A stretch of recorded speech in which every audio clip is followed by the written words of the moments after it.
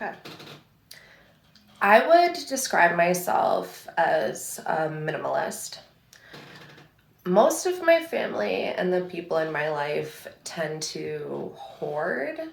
Not in a severe sense. We're not going on any reality shows here or anything like that, but that gives me a lot of anxiety. I also tend to move around a lot, and I don't like to be weighed down. So holding on to something for 20 years to me just seems stressful.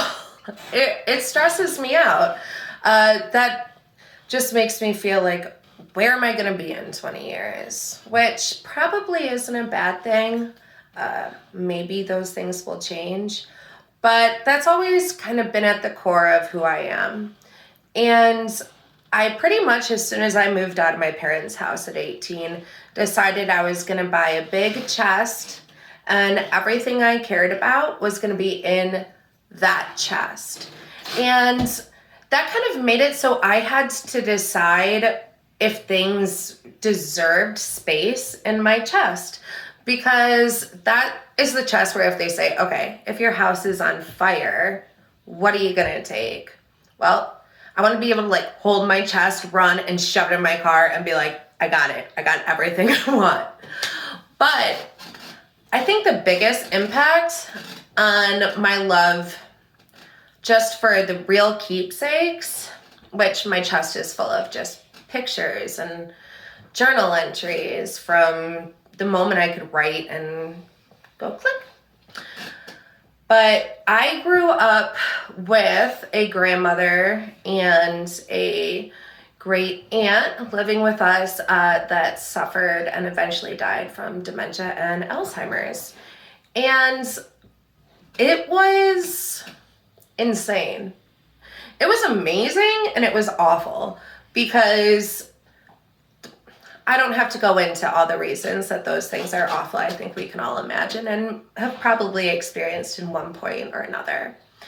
But in some ways it was amazing. I actually got to learn so much about her younger life that I know she was just talking about because she was confused, but I did learn some things about her, but I also learned some things from her and from her life. And she led an amazing life, my grandmother, as well as my great aunt.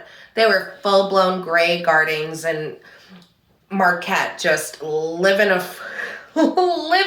life of two crazy old women, and I love it.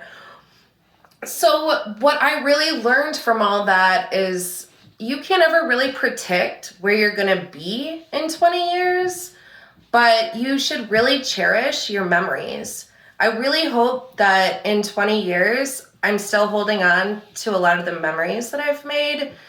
Even though I'm still pretty young, I start to feel them fade sometimes. And maybe I'm very sensitive to that, but I think a big part of it really does have to do with my fear of forgetting everything, which is heartbreaking. So for me, I try to take photos, but I know that in this world, nothing's guaranteed, nothing material is guaranteed. And I take photos that are just of what's happening at the moment. I really hate posed photos because I want to look at these photos and I want to look at them and say, I remember that moment. I remember those hot dogs. I remember grilling pineapple.